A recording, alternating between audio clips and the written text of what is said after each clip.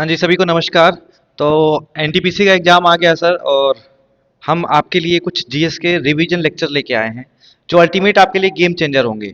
100% ये गारंटी है कि आपने अगर इसको कर लिया पूरी तरह से, तो ये मान के चलिए कि आपका पूरा रिवीजन भी हो गया है और क्वेश्चन आसपास ही होंगे इसी के। ठीक है, तो इसी के साथ आप ही कमेंट सेक्शन में बताएंगे मैं क्या बताऊंगा। मैं सेशन पढ़ा रहा हूँ, एग्जाम हो जाएगा, कमेंट सेक्शन में आके आप बताइएगा सर आपको कुछ मिला है कि नहीं मिला है। ठीक है सर, चलिए चलते हैं, शुरुआत करते हैं। मैं आपका स्वागत करता हूं, मेरा नाम दुर्गेश पांडे और मैं आपको वन डेयर्स के ऑफिशियल यूट्यूब चैनल पे हार्दिक स्वागत और अभिनंदन करता हूं। चलिए, सबसे पहला सवाल आ रहा है, पॉलिटी से the constituent assembly was set up in, संविधान सभा की स्थापना कब की गई थी। सबसे पहला सवाल यही है। तो इसका सही आंसर क्या हो जाएगा? तो इसका सही आंसर हो जाएगा 1946 में संविधान सभा की स्थापना करी गई थी। जब कॉन्स्टिट्यूएंट असेंबली बनी थी, ध्यान समझिएगा और लिखते चलिएगा सब लोग। कॉन्स्टिट्यूएंट असेंबली जब बनी थी तो उस समय इसके अध्यक्ष कौन बनाए गए थे? तो पहली बार फर्स्ट टाइम जो है प्रेसिडेंट कौन बनाए गए थे? तो सच्चिदानंद सिन्हा साहब बनाए गए थे। लिख लीजिएगा, पहले प्रेसिडेंट कौन थे? सच्चिदानंद सिन्हा, चितानंद सिन्हा जी। ठीक है, लेकिन ये बहुत एजेड थे, सीनियर सिटीजन हो चुके थे। इसकी वजह से दोबारा जो परमानेंट प्रेसिडेंट बना दिया गया, परमानेंट प्रेसिडेंट याद रखिएगा। तो परमानेंट प्रेसिडेंट जो है वो किसको बनाया गया? तो बनाया गया डॉक्टर राजेंद्र प्रसाद को। किसको बनाया गया? डॉक्टर राजेंद्र प्रसाद को। इनको बोला जाता है अजात शत्रु ऑफ इंडियन पॉलिटिक्स। इन्होंने किताब कौन सी लिखी थी? इनकी किताब का क्या नाम है बताइए? इंडिया डिवाइडेड इनकी किताब का नाम है। क्या नाम है इसका? India divided. इंडिया डिवाइडेड पुस्तक किसकी है? तो डॉक्टर राजेंद्र प्रसाद की है। ये चीज आप ध्यान रखेंगे। ठीक है, कॉन्स्टिट्यूएंट असेंबली बन गई। संविधान कब बना? संविधान कब बना? कॉन्स्टिट्यूशन जो है कब एडॉप्ट किया गया? कॉन्स्टिट्यूशन को कब एडॉप्ट किया गया? अगर ये सवाल आता है तो क्या बताएंगे? तो ये एडॉप्ट किया गया आपका 26 नवंबर 1949 को। ठीक है, कॉन्स्टिट्यूशन को कब लागू कर दिया गया, इंप्लीमेंट कर दिया गया? तो कॉन्स्टिट्यूशन को इंप्लीमेंट किया गया 26 जनवरी 1950 को। ठीक है, संविधान को लागू करने से लेके इंप्लीमेंट करने तक की पूरी कहानी आपको समझना पड़ेगा। ठीक, चलिए, ये सारी कहानी हो गई। अब आता है सवाल कि जो डॉक्टर राजेंद्र प्रसाद ने किताब कौन सी लिखी थी? India divided. अगर पूछा जाए डॉक्टर मनमोहन सिंह की किताब का क्या नाम है? डॉक्टर मनमोहन सिंह। बहुत सारे क्वेश्चन करने हैं हमको, देखो ये सारे क्वेश्चन आपको करने हैं। ठीक है, डॉक्टर मनमोहन सिंह की किताब का क्या नाम है? तो डॉक्टर मनमोहन सिंह की किताब का नाम है चेंजिंग इंडिया। Changing India. ठीक है सर, याद रखिएगा। चलिए सर, अभी के समय प्रेसिडेंट कौन है? प्रेसिडेंट है द्रौपदी मुर्मू साहब। प्रेसिडेंट कौन है? द्रौपदी मुर्मू है। इनके लिए आर्टिकल कौन सा है? तो आर्टिकल 52 है, 52 है। प्रेसिडेंट का पार्डनिंग पावर, प्रेसिडेंट के पास कुछ पार्डनिंग पावर है, क्षमादान की शक्ति है। पार्डनिंग पावर कहाँ दिया हुआ है? तो ये दिया हुआ है आर्टिकल 72 में दिया हुआ है। प्रेसिडेंट ऑर्डिनेंस जारी कर सकते हैं। ऑर्डिनेंस का मतलब होता है कानून बनाना, जो खुद बना सकते हैं। वो कहाँ लिखा हुआ है? आर्टिकल 123 में लिखा हुआ है। गवर्नर के लिए बताइए, गवर्नर का ऑर्डिनेंस का पावर कहाँ पर लिखा हुआ है? गवर्नर के लिए ऑर्डिनेंस का पावर कहाँ लिखा हुआ है? आर्टिकल 213 में लिखा हुआ है। अभी हाल ही में चर्चा में है, कई दिन से आप न्यूज़ देख रहे होंगे, आर्टिकल 143, 143। इसका क्या मतलब है? आर्टिकल 143 जो है वो क्या है बता दीजिए, फटाफट बताइए। आर्टिकल 143 क्या है? तो आर्टिकल 143 ये कहता है कि प्रेसिडेंट, ये है प्रेसिडेंट दादाजी, और यहाँ पर कौन है? Supreme court. तो सुप्रीम प्रेसिडेंट कभी भी चाहे सुप्रीम कोर्ट से सलाह ले सकता है, और सुप्रीम कोर्ट कभी भी चाहे प्रेसिडेंट को सलाह दे सकता है, लेकिन कोई बाउंडेशन नहीं है। ये चीज़ ध्यान रखिएगा, आर्टिकल 143 में लिखा हुआ है। बात समझ में आ रही है? तो इस चीज़ को आपको ध्यान रखना पड़ेगा। अगला सवाल आपसे पूछा जाता है, जो आप हमको बताएंगे कि आपसे पूछा जाता है कि बताइए जुडिशियल रिव्यू, जुडिशियल रिव्यू कौन करेगा? सुप्रीम कोर्ट करेगा। तो जुडिशियल रिव्यू का कॉन्सेप्ट जो है हमारे कॉन्स्टिट्यूशन में कहाँ पर लिखा हुआ है? तो कहीं पर नहीं लिखा है, लेकिन आर्टिकल 13 उसका हिंट देता है। आर्टिकल 13 क्या देता है? हिंट देता है। ये कौन सा केस था? तो याद रखिएगा, Subhash Sharma, Subhash Sharma versus union of India case में ये बात बताई गई थी। ठीक है, ये बात याद रखेंगे। अच्छा, अगला सवाल एक पूछा जाता है, right to clean environment, right to clean environment, ये आपका क्या है, एक फंडामेंटल राइट है। बताइए किस केस में बताया गया था, तो MC Mehta versus union of India case. लिख लीजिएगा, क्या नाम है इसका, MC Mehta versus union of India case, union of India case. ठीक है भाई, ये बात ध्यान रखिएगा। अगला सवाल, equality before law equal protection of law, ये कॉन्सेप्ट कहाँ लिखा हुआ है, इक्वालिटी बिफोर लॉ, और दूसरा क्या है, equal protection of law, equal protection of law. बताइए ये कहाँ दिया हुआ है, तो ये दिया हुआ है आपके आर्टिकल 14 में दिया हुआ है। ठीक है भाई, चलिए, राइट टू एजुकेशन आपका एक फंडामेंटल राइट है। क्या है, राइट टू एजुकेशन, एक मिनट क्या चल रहा है, right to education, right to education क्या है आपका, फंडामेंटल राइट है। बताइए किस आर्टिकल में है, तो आर्टिकल 21A में है, पहली बात ध्यान रखिएगा। इसके अलावा इसमें कौन से केस इन्वॉल्व हैं, कौन कौन से केसेस हुए थे, तो पहला याद रखिएगा, उन्नी कृष्णन केस, उन्नी कृष्णन केस। दूसरा कौन सा था, मोहिनी जैन केस, मोहिनी जैन केस। ध्यान रखिएगा, राइट टू एजुकेशन को किस अमेंडमेंट से ऐड किया गया था, तो याद रखिएगा 86th कॉन्स्टिट्यूशनल अमेंडमेंट। ठीक है, 2002 से इसको ऐड कर दिया गया था। ये सारी कहानी आपको क्लियर होना चाहिए। चलिए, अगला सवाल है, एक क्वेश्चन आया था आरपीएफ कांस्टेबल में, 7th कॉन्स्टिट्यूशनल अमेंडमेंट 1956 से क्या ऐड किया गया था, तो 7th कॉन्स्टिट्यूशनल अमेंडमेंट से स्टेट बनाए गए थे, कैसे, on basis of, on the basis of language, भाषा के आधार पर राज्यों का बंटवारा किया गया था। बताइए पहला स्टेट कौन बनाया गया था, तो पहला स्टेट बनाया गया था आंध्र प्रदेश। ठीक है भाई, ये भी बात याद रखिएगा, आंध्र प्रदेश को बनाया गया था। ये सारी बात क्लियर हो गई, बोलो। अगला सवाल आपसे पूछा जाता है, 7th कॉन्स्टिट्यूशनल हो गया, अगर पूछा जाएगा 7th शेड्यूल, ठीक है, 7वीं अनुसूची, अगर 7th शेड्यूल की बात करी जाएगी तो इसमें क्या होता है, 7th शेड्यूल में जो है सेंटर स्टेट लिस्ट के बारे में बताई गई है। 3 लिस्ट होती हैं, पहला होता है सेंट्रल लिस्ट, दूसरा होता है स्टेट लिस्ट, और तीसरा होता है कॉन्करेंट लिस्ट।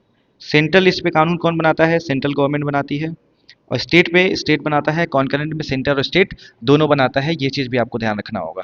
ठीक है, कुछ और इंपॉर्टेंट बात जो आपके लिए बहुत ज़रूरी है, जो आप ध्यान रखेंगे, जैसे पूछा जाएगा इलेक्शन कमीशन ऑफ इंडिया, क्या पूछा जाएगा, इलेक्शन कमीशन ऑफ इंडिया। बताइए इलेक्शन कमीशन ऑफ इंडिया के लिए कौन सा आर्टिकल है, तो इलेक्शन कमीशन ऑफ इंडिया के लिए आर्टिकल कौन सा होगा, तो आर्टिकल हो जाएगा 324 से लेकर 329 तक, पहली बात। दूसरी बात क्या याद रखना है, कब स्थापित हुआ था, इस्टेब्लिश हुआ था, तो ये इस्टेब्लिश हुआ था 25 जनवरी 1950 को ये इस्टेब्लिश हो गया था। ठीक है, ये सारी बात क्लियर हो गई। अगला इंपॉर्टेंट सवाल, tenth tenth schedule, 10th schedule 10वीं अनुसूची में क्या लिखा हुआ है, तो 10वीं अनुसूची में जो है एंटी डिफेक्शन लॉ यानी दल बदल कानून के बारे में लिखा हुआ है, एंटी डिफेक्शन लॉ के बारे में दिया हुआ है। और इसके लिए कौन सा अमेंडमेंट किया गया था, तो 52nd कॉन्स्टिट्यूशनल अमेंडमेंट किया गया था 1985 का। ये चीज़ भी आपको ध्यान होना चाहिए। ठीक है भैया, क्लियर हो गई बात। अगला इंपॉर्टेंट सवाल, आर्टिकल 148 क्या कहता है, आर्टिकल 148 क्या कहता है, सीएजी के बारे में बताता है। सीएजी का फुल फॉर्म क्या होता है, comptroller, comptroller and auditor general, auditor general. ठीक है भैया, चलिए अगला सवाल, 73rd कॉन्स्टिट्यूशनल अमेंडमेंट, कुछ इंपॉर्टेंट अमेंडमेंट ध्यान रखिएगा। 73rd कॉन्स्टिट्यूशनल अमेंडमेंट जो 1992 में हुआ था, इससे क्या जोड़ा गया था, पंचायती राज, पंचायती राज को जोड़ा गया था। ठीक है भैया, क्लियर हो गई बात। आर्टिकल कौन सा था, आर्टिकल था आपका 243 से लेकर 243 ओ तक। ठीक है, अगला सवाल, कौन से स्केड्यूल में जोड़ा गया था, अनुसूची का नाम बताइए, तो स्केड्यूल बताइएगा, शेड्यूल 12, सॉरी 11, शेड्यूल 11 है। इसमें कितने विषय रखे गए हैं, फंक्शन, तो फंक्शन भी याद रखिएगा 29 विषय, 9 2 11 से 29 याद रखिएगा। ये है पूरी कहानी। अगर पूछा जाए 74th कॉन्स्टिट्यूशनल अमेंडमेंट से क्या किया गया था, 74th कॉन्स्टिट्यूशनल अमेंडमेंट जो 1993 में हुआ था, तो इससे म्यूनिसिपैलिटीज़ को जोड़ा गया था, नगर पालिका नगर निगम, म्यूनिसिपैलिटीज़। ठीक है, इसके लिए कौन सा स्केड्यूल जोड़ा गया था, तो शेड्यूल ध्यान रखिएगा 12 इसमें फंक्शन कितने दिए हुए हैं, तो फंक्शन हो जाएगा आपका 18। ठीक, ये सारी कहानी। आर्टिकल कौन सा हो जाएगा, आर्टिकल 243 ओ से लेकर 243 जेड जी तक है। ठीक है, पी, पी से लेकर, ठीक है ना। तो ये सारी कहानी जो है आपको ध्यान रखना पड़ेगा। अब आता है कुछ और इंपॉर्टेंट अमेंडमेंट। जैसे पूछा जाएगा कि वोट, इलेक्शन कमीशन से याद आ रहा है, universal adult suffrage, universal adult suffrage, ये किस आर्टिकल में दिया हुआ है, तो यूनिवर्सल एडल्ट सफरेज की बात जो होती है आर्टिकल 325 में करी गई है। ये भी हमको आपको ध्यान रखना पड़ेगा। ठीक है भैया। इसके अलावा आपसे पूछा जाता है कि बताइए वोट डालने की उम्र पहले 21 थी, 21 से घटाकर क्या कर दिया गया था, 18 साल कर दिया गया था। और ये किस अमेंडमेंट से किया गया था बताओ, तो 21 से 18 किया गया था जो, वो 61st कॉन्स्टिट्यूशनल अमेंडमेंट से किया गया था, जो 1989 में हुआ था। ये बात भी आपको ध्यान रखना चाहिए। बात समझ में आ रही है कि नहीं आ रही है। चलिए सर, आगे आपसे पूछा जाता है कि बताइए 8वें शेड्यूल में क्या जोड़ा गया है, एट्थ शेड्यूल। एट्थ शेड्यूल सब लिखते चलिएगा, एक एक क्वेश्चन यहीं से मिलेगा। 8वें शेड्यूल में क्या जोड़ा गया है, तो 8वें शेड्यूल में लैंग्वेज की बात करी जाती है। 8वें शेड्यूल में किसकी बात करी जाती है बताओ, लैंग्वेज की बात करी जाती है। क्लियर हो गई बात। चलिए लैंग्वेज की बात आई है सर, लैंग्वेज एक बात मैं आपको बताना चाहता हूँ, थोड़ा ध्यान से समझिएगा। लैंग्वेज, भाषाएं कितनी हैं, तो लैंग्वेज जो है उसके लिए कौन सी अनुसूची है, तो 8वीं अनुसूची। हिंदी में ध्यान रखिएगा इसको अनुसूची कहा जाता है, और इंग्लिश में इसको क्या बोला जाता है, स्केड्यूल बोला जाता है। ठीक है भाई। चलिए 8वीं अनुसूची में क्या क्या बताया गया है, तो 8वीं अनुसूची में जो सबसे पहले ओरिजिनली कितने भाषा हुआ करती थी, ओरिजिनल जब संविधान बना था तो उसमें 14 लैंग्वेज थी। ठीक, उसके बाद 3 अमेंडमेंट किए गए, थोड़ा ध्यान से समझिएगा। 21st कॉन्स्टिट्यूशनल अमेंडमेंट, ये कब किया गया, एकदम याद कर लीजिए 1967 में किया गया। उसके बाद 71st कॉन्स्टिट्यूशनल अमेंडमेंट किया गया, ये हुआ था 1992 में। उसके बाद 92nd कॉन्स्टिट्यूशनल अमेंडमेंट हुआ था, और ये हुआ था आपका 2002 में। ठीक, तो 3 अमेंडमेंट से लैंग्वेज में चीज़ें जोड़ी गई थी। जैसे अभी 58वां ज्ञानपीठ पुरस्कार 58 अभी लिखवा देता हूँ किसको मिला है। 8वें शेड्यूल में सबसे पहली भाषा कौन सी जोड़ी गई थी, तो सिंधी भाषा जोड़ी गई थी, ये बात आपको ध्यान रखिएगा। उसके बाद 71वें संविधान संशोधन से क्या जोड़ा गया था, नमक, याद रखिएगा नमक, नमक से हो गया नेपाली। उसके बाद क्या है, मणिपुरी। उसके बाद क्या है, कोंकणी। ठीक, और 92वां संविधान संशोधन से क्या जोड़ा गया था, बोडो, डोगरी, मैथिली और संथाली।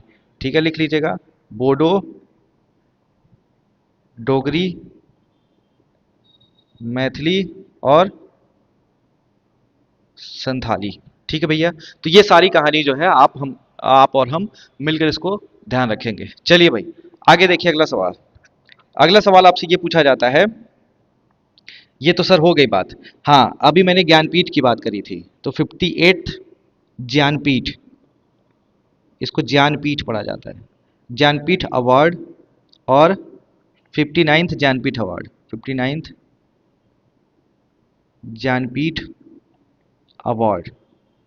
चलिए सर, 58वां ज्ञानपीठ अवार्ड, ज्ञानपीठ जिसको बोला जाता है, ये किसको दिया गया है, तो ये दिया गया है जगत गुरु राम भद्राचार्य, राम भद्राचार्य जी को। और किसको दिया गया है, गुलजार जी को। और ये 59 किसको दिया गया है, तो 59 दिया गया है विनोद कुमार शुक्ल जी को। अनाउंस हो, विनोद क्या लिख दिया मैंने, विनोद कुमार शुक्ल जी को। इनकी किताब का क्या नाम है, तो दीवार में एक खिड़की। ध्यान रखिएगा, इनकी किताब का क्या नाम है, दीवार में खिड़की। कितने रुपए दिए जाते हैं इसमें, इसमें जो है 11 लाख रुपए दिए जाते हैं। अब प्लस वाग देवी की प्रतिमा दी जाती है। वाग देवी मतलब सरस्वती माता की एक प्रतिमा होती है, मूर्ति होती है। ठीक है, ये सारी बात ध्यान रखिएगा।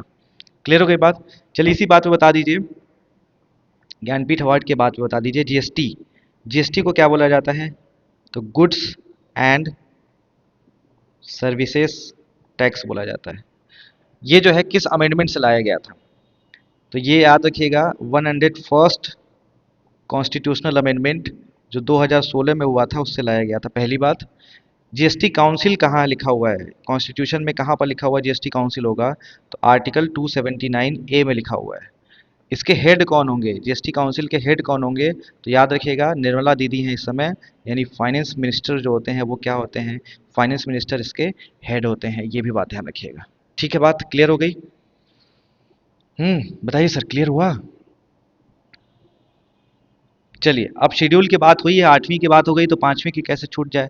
फिफ्थ शेड्यूल में क्या लिखा हुआ है, पूरा पॉलिटी रिवीजन हो गया। फिफ्थ शेड्यूल में क्या लिखा हुआ है, तो ट्राइबल एरिया के बारे में दिया हुआ है, ट्राइबल एरिया के बारे में दिया हुआ है, लेकिन 4 राज्यों का इसमें नहीं है। तो 4 राज्यों का कहाँ है, सिक्स्थ शेड्यूल में। छठी अनुसूची में 4 राज्य के बारे में दिया गया है, कौन कौन सा, असम, मेघालय, त्रिपुरा और मिजोरम। ये 4 राज्य हैं, इनके बारे में यहाँ पर दिया हुआ है। क्लियर हो गई बात? बोलो। चलिए, अगर पूछा जाए कि बताइए फोर्थ शेड्यूल में क्या दिया हुआ है, फोर्थ शेड्यूल यानी शेड्यूल में क्या दिया हुआ है, तो फोर्थ शेड्यूल में दिया गया allocation of seat in Rajya Sabha, allocation of seat in Rajya Sabha. अब आया है सर राज्यसभा, तो कैसे भूल जाएंगे, फटाफट करते रहिए, बहुत सवाल भी है करने के लिए भाई, इसको जल्दी जल्दी निपटाओ। राज्यसभा के लिए कौन सा आर्टिकल है, तो राज्यसभा के लिए आर्टिकल है आर्टिकल 80। मैक्सिमम सीट कितनी हो सकती है, मैक्सिमम सीट हो सकती हैं 250। इलेक्शन कितने पर होता है, इलेक्शन होता है 238 पर। ठीक है, राज्यसभा को क्या बोला जाता है, अपर हाउस कहा जाता है, अपर हाउस कहा जाता है। ठीक है, इसको और क्या बोला जाता है, हाउस ऑफ काउंसिल कहा जाता है, हाउस ऑफ काउंसिल कहा जाता है। ठीक है, इसको और क्या कहा जाता है, तो परमानेंट हाउस कहा जाता है, परमानेंट हाउस कहा जाता है। ठीक है, अगला देखिए लोकसभा। लोकसभा के लिए आर्टिकल कौन सा है, तो लोकसभा के लिए आर्टिकल है आर्टिकल 81। इसको क्या बोला जाता है, लोअर हाउस कहा जाता है।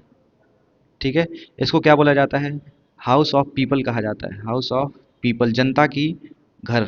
ठीक है, इसमें किस मैक्सिमम सीट कितनी हो सकती है, मैक्सिमम सीट हो सकती है 550। इलेक्शन कितने पर होता है, 543 पर होता है। बात समझ में आ गई? ये सारी कहानी ध्यान रखिएगा। पार्लियामेंट, पार्लियामेंट के लिए कौन सा आर्टिकल है, तो पार्लियामेंट के लिए आर्टिकल है आर्टिकल 79। पार्लियामेंट के कौन कौन से पार्ट हैं, लोकसभा, राज्यसभा और दादाजी। दादाजी का मतलब क्या, प्रेसिडेंट। ठीक है भैया, चलिए अगला सवाल। ज्वाइंट सीटिंग कहाँ दिया हुआ है लोकसभा राज्यसभा का, ज्वाइंट सीटिंग, ज्वाइंट सीटिंग जो है आर्टिकल 108 में दिया हुआ है। अगर पूछा जाएगा मनी बिल का, मनी बिल की बात कहाँ करी जाती है, मनी बिल की बात जो है वो कहाँ करी जाती है, तो याद रखिएगा आर्टिकल 110 में करी जाती है। आपसे पूछा जाएगा कि बजट की बात कहाँ करी जाती है, एनुअल फाइनेंशियल स्टेटमेंट, बजट की बात जो है आर्टिकल 112 में करी जाती है। ये सारी बात आपको ध्यान रखना होगा। ठीक है भैया, अभी यूपीएससी के हेड बने हैं नए, यूपीएससी, यूपीएससी का मतलब क्या होता है बताओ, union public service commission.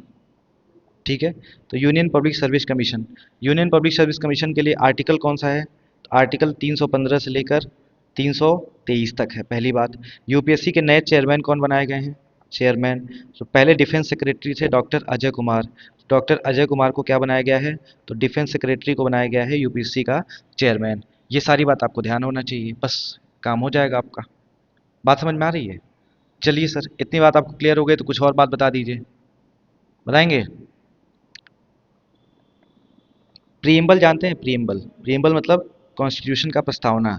Preamble में कौन कौन से शब्द जोड़े गए थे नए बाद में, सेक्युलर, सोशलिस्ट और इंटेग्रिटी, ये 3 शब्द बाद में जोड़े गए थे। किस अमेंडमेंट से जोड़े गए थे, 42nd कॉन्स्टिट्यूशनल अमेंडमेंट 1976 से जोड़ा गया था, इंदिरा गांधी के समय। ठीक है, अब 1976 आया तो 1975 कैसे भूल सकते हैं। 1975 कौन सी इमरजेंसी लगी थी, नेशनल इमरजेंसी लगी थी, नेशनल इमरजेंसी लगी थी। किस आर्टिकल के तहत लगाया गया था बताओ, तो आर्टिकल 352 के तहत लगाया गया था, आर्टिकल 352, 352 के तहत लगाया गया था। ठीक है भाई, अगर मान लीजिए फंडामेंटल राइट की बात करी जाए, 1 मिनट, बस 1 मिनट और लेंगे। फंडामेंटल राइट की बात करी जाए तो ये किस आर्टिकल से लेकर किस आर्टिकल तक है, 12 से लेकर 35 तक है। अब सवाल ये आता है कि अगर मान लीजिए फंडामेंटल राइट वायलेट होता है तो आप कहाँ जा सकते हैं, अगर वायलेट होता है तो अंडर आर्टिकल 32 सुप्रीम कोर्ट जा सकते हैं, अंडर आर्टिकल 226 कहाँ जा सकते हैं आप, हाई कोर्ट जा सकते हैं। ये दोनों बात ध्यान रखिएगा। चलते हैं अगले सवाल पर। अगला सवाल है the temperature at which reading of both Fahrenheit scale and Celsius scale are same. बताइए वो कौन सा टेम्परेचर होता है, ऐसा कौन सा टेम्परेचर है जहाँ पर, तो याद रखिएगा सीधा आंसर -40 डिग्री। -40 डिग्री टेम्परेचर पर सेंटीग्रेड और फ़ारेनहाइट स्केल सेम हो जाते हैं। ये दोनों बात आप ध्यान रखिएगा, ठीक है। क्लियर है बात। चलिए सेल्सियस स्केल की बात करा जाए। सेल्सियस जो टेम्परेचर नापने का एक तरीका है, सेल्सियस स्केल। सेल्सियस स्केल पर फ्रीजिंग पॉइंट कितना होता है, फ्रीजिंग पॉइंट। सेल्सियस स्केल पर फ्रीजिंग पॉइंट कितना होता है, तो ये होता है 0 डिग्री सेल्सियस। अब बॉइलिंग पॉइंट कितना होता है, ये दोनों बात याद रखिएगा। बॉइलिंग पॉइंट जब पानी उबलने लगता है तो वो बताओ कौन सा पॉइंट है, तो वो पॉइंट होता है 100 डिग्री सेल्सियस, ठीक है। बात समझ में आ रही है। 1742 में इसको खोजा गया था और एंड्रेस सेल्सियस ने खोजा था इसको। बताइए सर, क्लियर हुई बात। चलिए फ़ारेनहाइट के बताइए। फ़ारेनहाइट, फ़ारेनहाइट के लिए बताओ फ्रीजिंग पॉइंट कितना है,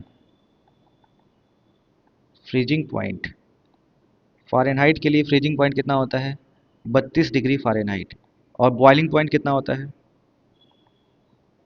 बॉइलिंग पॉइंट बताइए बॉइलिंग पॉइंट कितना होता है, तो बॉइलिंग पॉइंट हो जाएगा आपका 212 डिग्री फ़ारेनहाइट। बात समझ में आ रही है। जिसको 1720 में डेनियल गैब्रियल फ़ारेनहाइट ने खोजा था, ये भी ध्यान रखिएगा। क्लियर हुई बात कि नहीं क्लियर हुई, बोलो भाई। हम्म इसमें 180 डिग्री का अंतर होता है, 180 पार्ट होते हैं, इसमें कितने पार्ट होते हैं, 100 पार्ट होते हैं।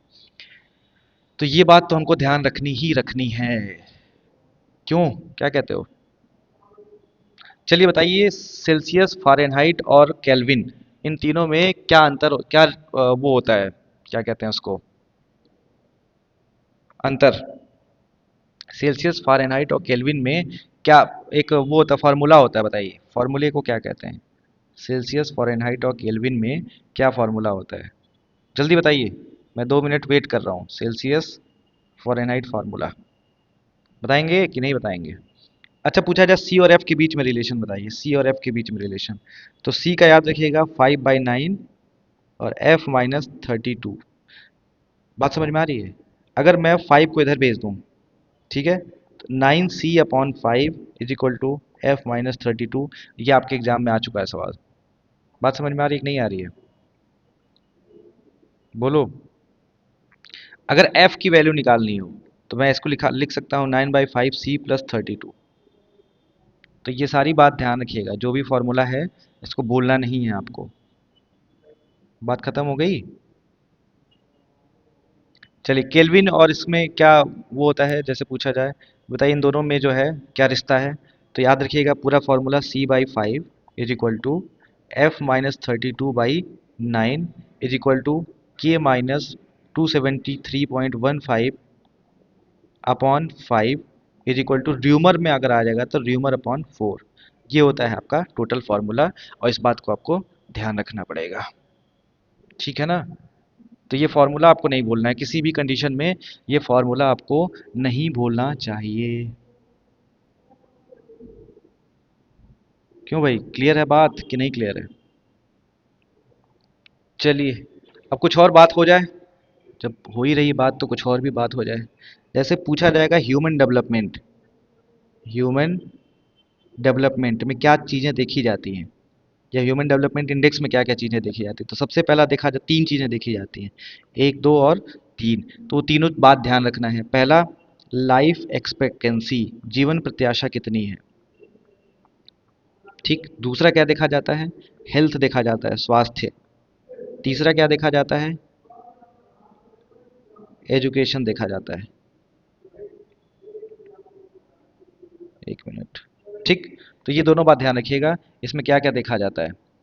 चलिए अब फिजिक्स की बात हो रही है तो फिजिक्स से कुछ चीज़ें बता दीजिए। जैसे पूछा जाए 1 वोल्ट/एम्पियर जो होता है वो किसके बराबर होता है, तो 1 ओम के बराबर होता है। तो V is equal to I R का फॉर्मूला जानते ही होंगे। आर की वैल्यू कितनी हो जाएगी, V/I। वी का मतलब क्या होता है, वोल्ट, और आई का मतलब क्या होता है, एम्पियर। तो ये हो जाएगा। अच्छा कुलम्स लॉ क्या कहता है, कुलम्स लॉ, कूलम्स लॉ क्या कहता है? कूलम्स लॉ कहता है Q इज इक्वल टू आई और T। तो अगर मान लीजिए पूछा जाए कि Q क्या है, कूलॉम, ठीक है, तो I क्या है, धारा, इलेक्ट्रिसिटी, T क्या है, टाइम। तो Q is equal to I T, ध्यान रखिएगा। अच्छा, जो लॉन्गिट्यूडनल वेव्स होते हैं फिजिक्स में ही, लॉन्गिट्यूडिनल वेव्स जो होती हैं उसमें क्या, कैसे पता चलेगा, वो होता है। तो याद रखिएगा, लॉन्गिट्यूडिनल वेव्स जो होती हैं ऐसी होती हैं, एक होता है क्रेस्ट और दूसरा होता है ट्रफ। तो क्रेस्ट और ट्रफ जब भी मिलेगा तो क्या बताएंगे, वो TROUGH। तो ये लॉन्गिट्यूडिनल वेव्स की कहानी होती है। चलिए, अगर पूछा जाए आपसे, बताइए सोनार का फार्मूला क्या होता है, SONAR। सोनार का फार्मूला क्या होता है? तो याद रखिएगा, साउंड, नेविगेशन एंड रेंजिंग, ये होता है सोनार का फॉर्मूला। अब आता है सवाल कि जो हाइड्रोलिक ब्रेक होता है, हाइड्रोलिक ब्रेक, और दूसरा होता है हाइड्रोलिक लिफ्ट, ये किस थ्योरी पर काम करता है? तो क्या बताएंगे? तो लॉ ऑफ पास्कल, पास्कल की थ्योरी पर काम करता है। एकदम एज इट इज याद कर लीजिएगा, लॉ ऑफ पास्कल की थ्योरी पर काम करता है। बात समझ में आ रही है कि नहीं आ रही है? कुछ और इम्पॉर्टेंट बात जो आपसे पूछी जाती है और जो मैं आपको बताना चाहता हूँ, जैसे पूछा जाएगा ओस्टेड, OERSTED, ओस्टेड। ओस्टेड जो है वो किसका एक यूनिट है? बताइए किसका यूनिट है? तो याद रखिएगा, मैग्नेटिक फील्ड की स्ट्रेंथ नापनी हो, कि चुंबकीय चुंबक का जो प्रभाव है वो कितना है, कितनी तेज है, उसके लिए ओस्टेड हम नापते हैं। तो लिख लीजिएगा, measurement of magnetic field strength. ठीक है। चलिए, अगला सवाल है, डैम जो होता है, बांध जो होता है, डैम में कौन सी एनर्जी होती है? तो डैम में सबसे पहले जब स्टोर करके रखते हैं तो पोटेंशियल एनर्जी होती है। पोटेंशियल एनर्जी होती है, उसको ट्रांसफर किया जाता है किसमें? पानी को गिराया जाता है तो काइनेटिक एनर्जी में। Kinetic kinetic energy. ठीक है, काइनेटिक एनर्जी का फॉर्मूला क्या होता है बताओ? Half mv²। पोटेंशियल एनर्जी का फॉर्मूला क्या होता है? mgh, यही होता है ना? बताइएगा आप, चेक करके इसको बताइएगा, mgh होता है कि नहीं होता है। चलिए, आगे कुछ पूछा जाए? चलिए, हम तो पूछने का काम करेंगे, क्वेश्चन तो कराएंगे ही कराएंगे। इंडिया पोस्ट ने, यानी पोस्ट ऑफिस ने, ऐसे समझिए, इंडिया पोस्ट का मतलब पोस्ट ऑफिस। तो इंडिया पोस्ट ने स्पीड पोस्ट की सेवा कब से शुरू करी थी? स्पीड पोस्ट की सेवा कब से करी थी? तो ये 1986 में शुरू करा था। बीआरओ, बीआरओ का मतलब क्या होता है? बॉर्डर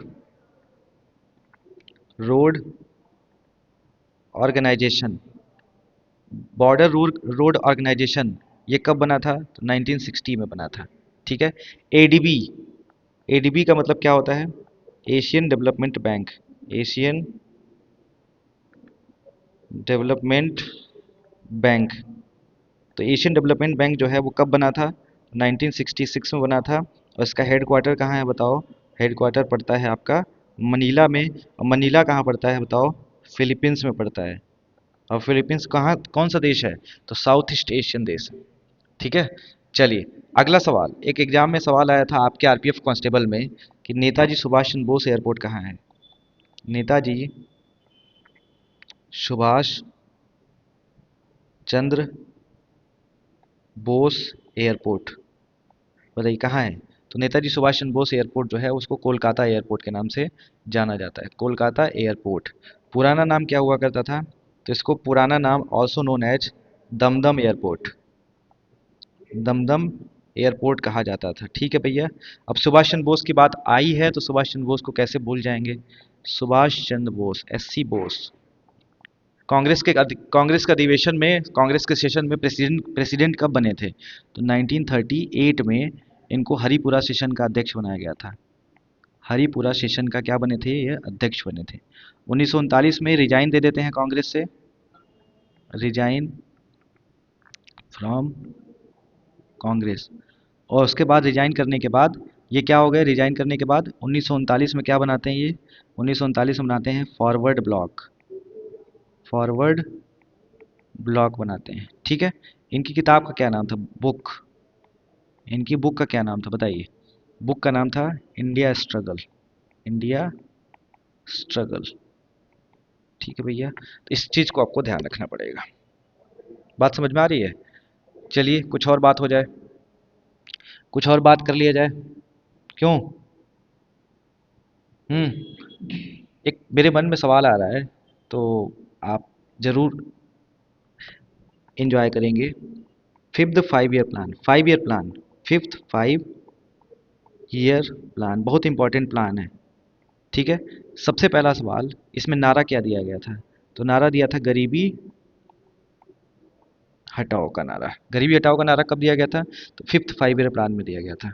ठीक है ना। अगला सवाल, second 5 year plan, second 5 year plan जो पीसी मालिनोबिस मॉडल पे आधारित था, बताइए इसमें क्या फोकस किया गया था?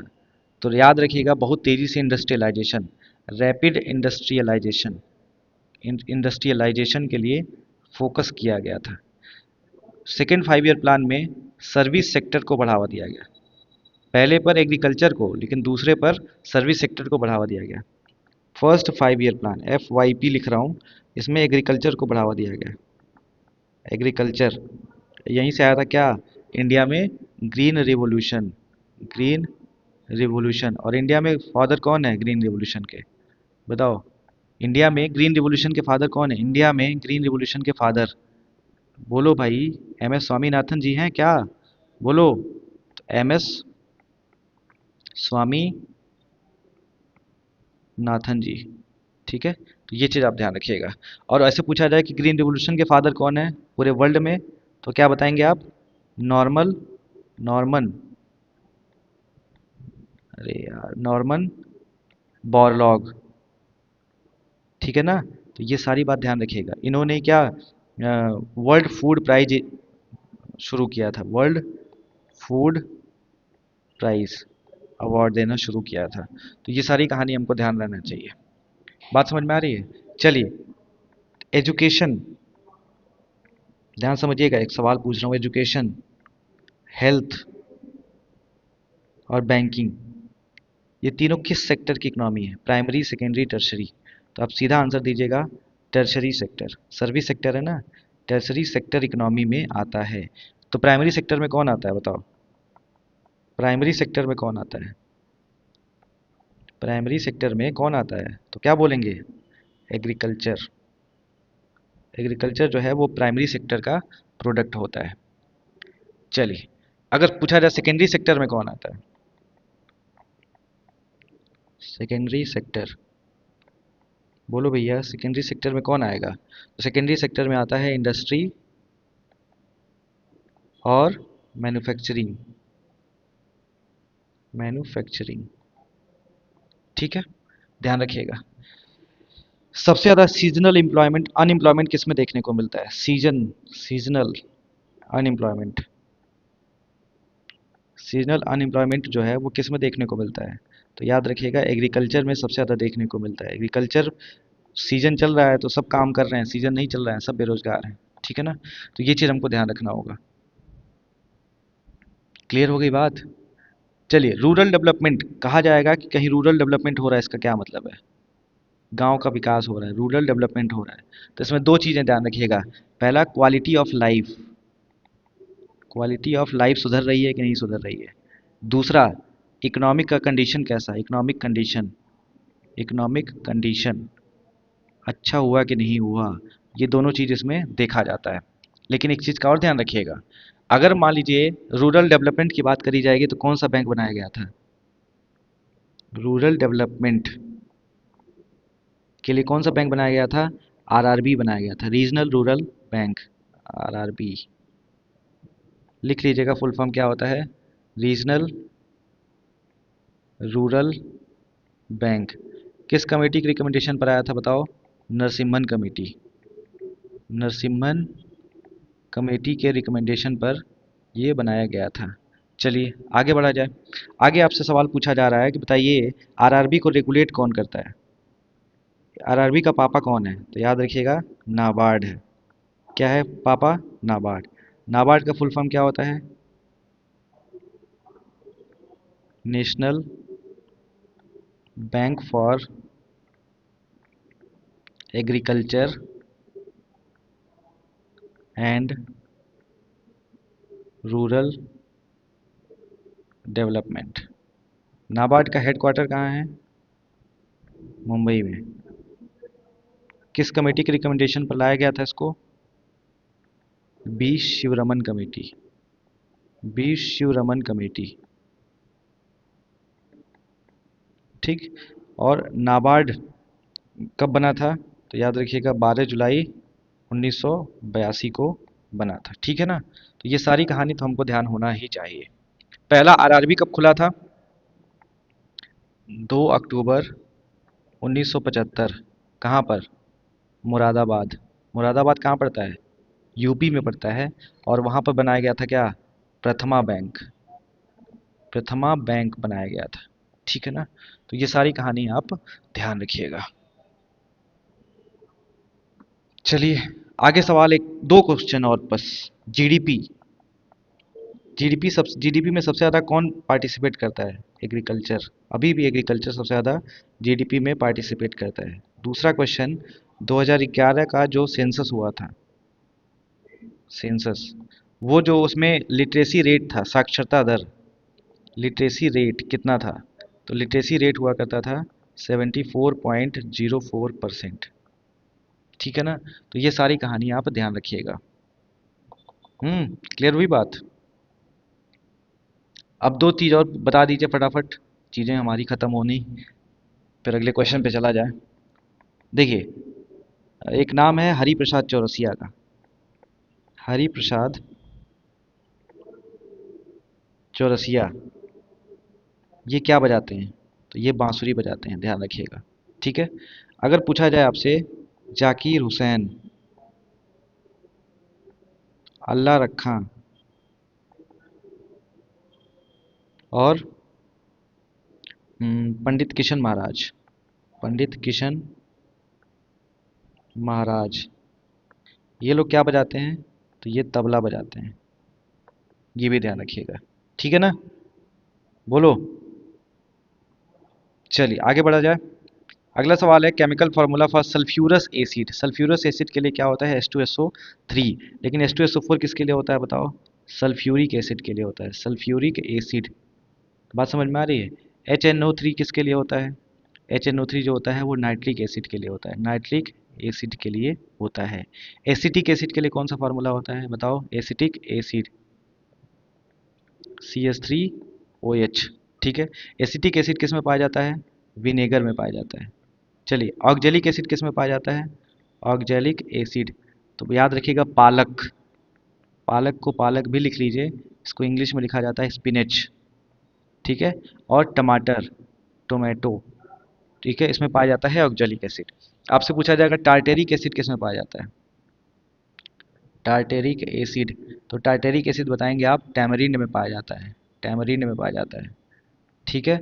अगला आपसे पूछा जाएगा कि बताइए आप एस्कॉर्बिक एसिड किस में पाया जाता है? एस्कॉर्बिक एसिड, एस्कॉर्बिक एसिड किस में पाया जाता है? तो आप क्या बताएंगे?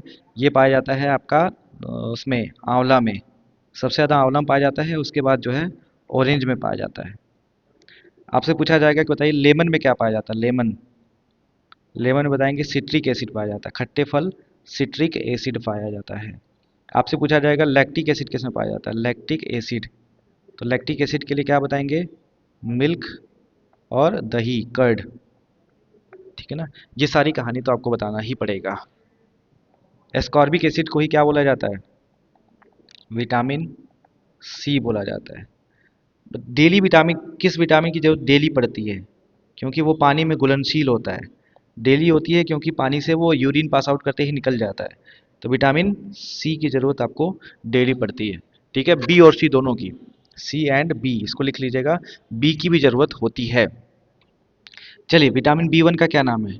विटामिन बी वन का क्या नाम है?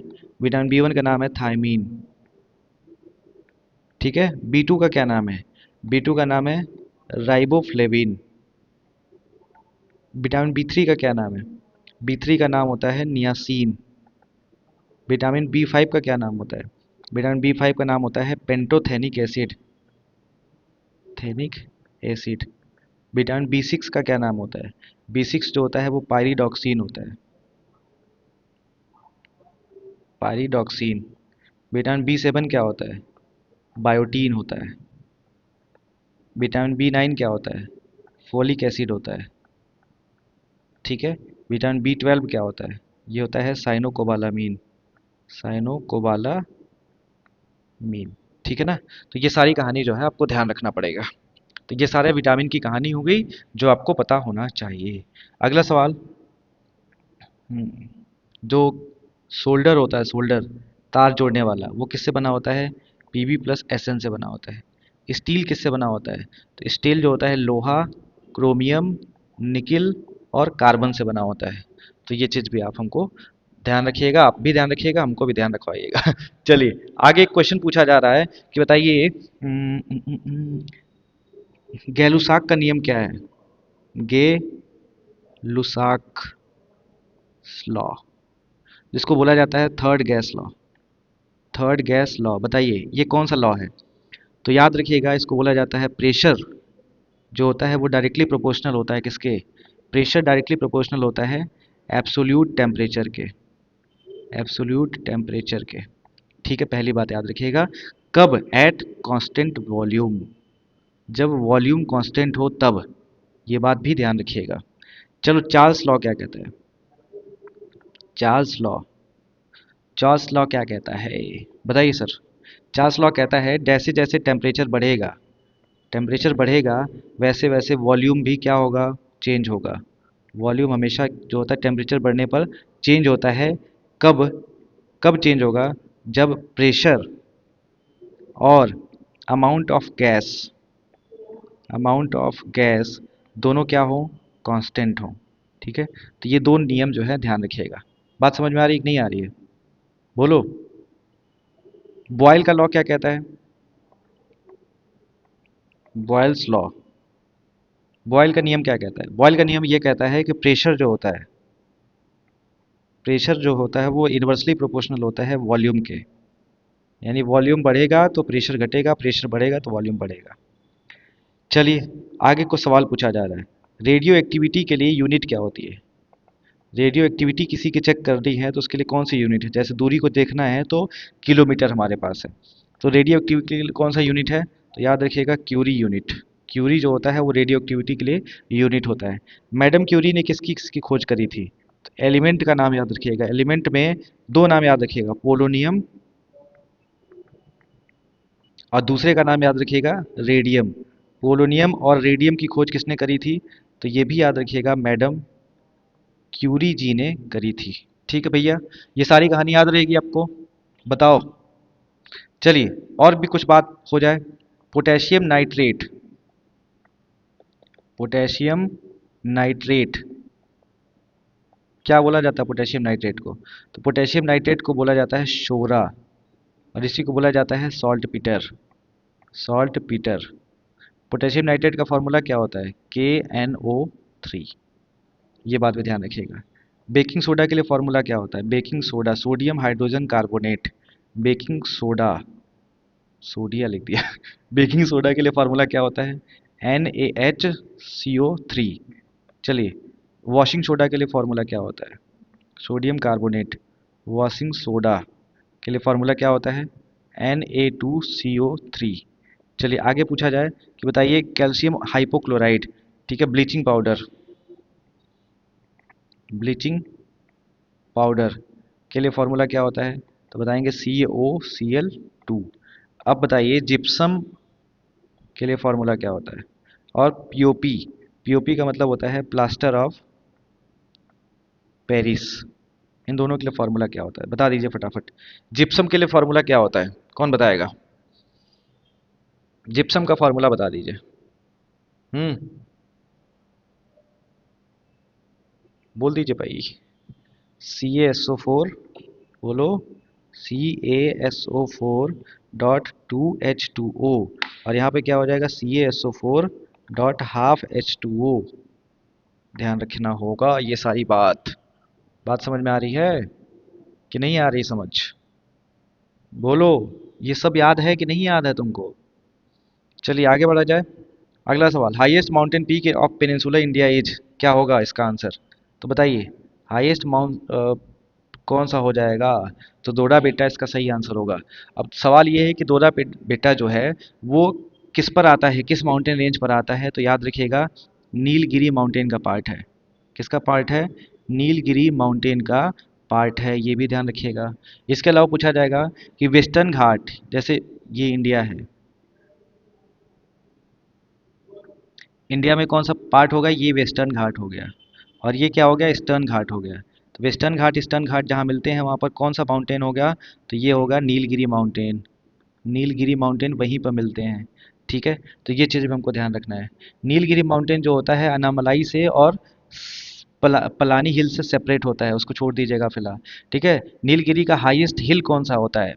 अगर पूछा जाएगा नीलगिरी माउंटेन का हाईएस्ट पीक हो गया तो डोडा बेटा, हाईएस्ट पहाड़ी कौन सी है? हिल, हाईएस्ट हिल बताइए। तो हाईएस्ट हिल का क्या नाम हो जाएगा? तो लिख लीजिएगा, उटकामुंड हिल, उटकामुंड हिल। ठीक है ना, ध्यान रखिएगा इसको। अब आइए थोड़ा सा कोस्टल एरिया को देख लेते हैं। ये इंडिया कैसे बन गया? ये हो गया इंडिया। इंडिया का ये वाला एरिया जो होता है इसको क्या बोला जाता है? इसको बोला जाता है कच्छ पेनिनसुला। पेनिनसुला क्यों? क्योंकि तीनों तरफ से किससे घिरा हुआ है? पानी से। इसको क्या बोला जाता है? Kathiawar peninsula, Kathiawar peninsula. इस पूरे ये गुजरात का एरिया हो गया। इसको क्या बोला जाता है? इसको कोंकण कोस्ट कहा जाता है, कोंकण कोस्ट। इसको क्या बोला जाता है? इसको मालाबार कोस्ट कहा जाता है, मालाबार कोस्ट। इसको क्या बोला जाता है? इसको कोरोमंडल कोस्ट बोला जाता है, कोरोमंडल कोस्ट। इसको क्या बोला जाता है? इसको बोला जाता है नॉर्दर्न सरकार, नॉर्थ सरकार रेंज। और इस वाले एरिया को क्या बोला जाता है? Utkal coast, Utkal coast. ठीक है भाई, क्लियर हो गई बात। अब आइए थोड़ा सा, ये तो हो गया, ये आपका हो गया है। इसके अलावा आपको कुछ बता देते हैं कोस्टल स्टेट्स कौन कौन से होते हैं। तो एक बार फिर से मैप बनाइए।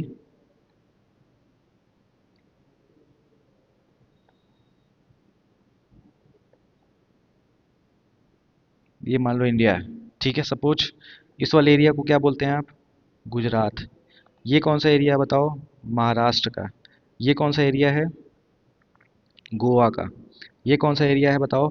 कर्नाटका का। ये कौन सा एरिया है? केरला का। ये पूरा एरिया किसका है? तमिलनाडु का, तमिलनाडु का। ये किसका एरिया है? आंध्र प्रदेश का। ये बताओ? उड़ीसा का। और यहाँ पर किसका एरिया होगा बताओ? वेस्ट बंगाल का। तेलंगाना कहाँ आता है? यहाँ पर आता है, तेलंगाना यहीं पर आता है। चलिए, coffee board India, tea board India और टर्मरिक बोर्ड ऑफ इंडिया का हेडक्वार्टर कहाँ होगा? बता दीजिए इसी बात पे। Coffee board of India, board of India. दूसरा याद रखना है T board of India, tea board of India. और तीसरा याद रखना है क्या? Turmeric board of India, turmeric board of India. चलिए, कॉफ़ी, टी और टर्मरिक, इन तीनों का हेडक्वार्टर कहाँ पड़ेगा? बताएंगे? Coffee board of India, tea board of India और turmeric. Coffee board of India का हेडक्वार्टर कहाँ है?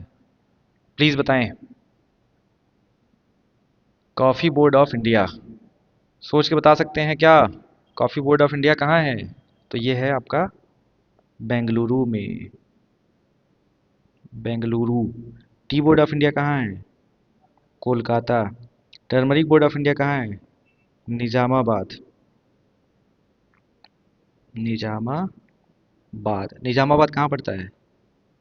आंध्र प्रदेश।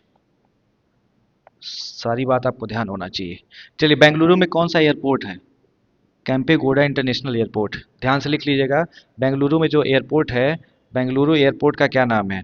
तो बेंगलुरु एयरपोर्ट का नाम है कैंपेगौड़ा इंटरनेशनल एयरपोर्ट। लिख लीजिएगा फुल स्पेलिंग सही से, के ई एम पी ई जी ओ WDA केम्पेगौड़ा इंटरनेशनल एयरपोर्ट कहाँ है? तो ये पड़ता है आपका बेंगलुरु में। इसी को क्या दिया गया है? लेवल 5 कार्बन एक्रेडिशन का सम्मान दिया गया है। ये चीज़ आपको हमको ध्यान रखना पड़ेगा। बात समझ में आ रही है कि नहीं आ रही? बोलो, क्लियर हुआ कि नहीं क्लियर हुआ? बताते रहिए हाँ या ना। चलें आगे बढ़ें। चलिए सर आगे बढ़ा जाए। ये है आपका नीलगिरी माउंटेन।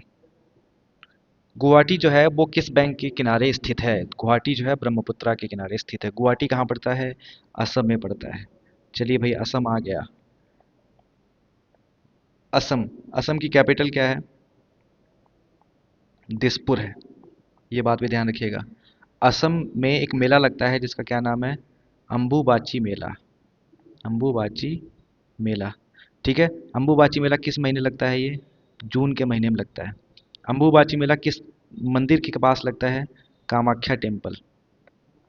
कामाख्या टेम्पल, ध्यान रखिएगा। तो ये असम में अम्बुबाची मेला की कहानी हो गई। अम्बुबाची मेला को किस नाम से जाना जाता है? Also known as Kumbh of east. Kumbh of east कहा जाता है, ठीक है ना। तो ये चीज़ असम की ध्यान रखिएगा। इसके अलावा असम में कौन कौन असम में क्या है national park? Manas national park, Nameri national park, Dibru Saikhowa national park, Dibru Saikhowa national park. इसके अलावा Raimona national park, Raimona national park. इसके अलावा Dehing Patkai national park, Dehing Patkai national park. इसके अलावा आपसे पूछा जाएगा तो बताएंगे क्या? Kaziranga national park, Kaziranga national park. इसके अलावा आपसे पूछा जाएगा तो आप क्या बताएंगे? आप बताएंगे शिखना ज्वालाओ नेशनल पार्क। ये सारे नेशनल पार्क कहाँ पड़ते हैं बताओ? असम में पड़ते हैं, ठीक है ना। तो ये सब आपको ध्यान रखना पड़ेगा। बोलो, बता दोगे? हम्म, बोलो सर, याद हो गया? अगर पूछा जाएगा आपसे तो आप बता पाएंगे कि नहीं बता पाएंगे?